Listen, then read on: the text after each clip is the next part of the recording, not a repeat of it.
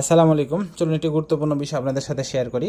আপনি চাচ্ছেন যে আপনার এই চেকের টাকাটা কোনোভাবেই জানি ব্যাংকের কাউন্টার থেকে পেমেন্ট না হয়, মানে ক্যাশ কেউ তুলতে না পারে। আপনি চাচ্ছেন যে যেই টাকার অ্যামাউন্টটা এখানে লিখে দিবেন এই পরিমাণ টাকা যাতে আপনার অন্য কোনো অ্যাকাউন্টে ট্রান্সফার করা হয়। তাহলে চেকটা কিভাবে লিখবেন? আপনারা প্রথমেই কি করবেন, এই যে চেকের দেখেন বাঁ দিকের ওপরের কর্নারে আপনারা এইভাবে দুইটা দাগ দিবেন। এই যে একটা দাগ, এই একটা দাগ, দুইটা দাগ।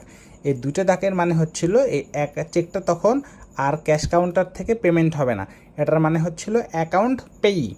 এই চেকটা এখন অ্যাকাউন্ট পে হয়ে গেল। আর এই যে পে টু লেখা আছে, পে টু লেখা আছে, তারপরে আপনারা যেই অ্যাকাউন্টে টাকাটা পাঠাইতে চাচ্ছেন সেই অ্যাকাউন্ট নাম্বারটা এখানে লিখে দিবেন। তাহলে এই চেকটা কোনোভাবেই আর ব্যাংকের কাউন্টার থেকে ক্যাশ পেমেন্ট হবে না। এই সমপরিমাণ অর্থ যে অ্যাকাউন্ট নাম্বারটা এখানে লিখবেন সেই অ্যাকাউন্টে ট্রান্সফার করে দেওয়া হবে। ধন্যবাদ।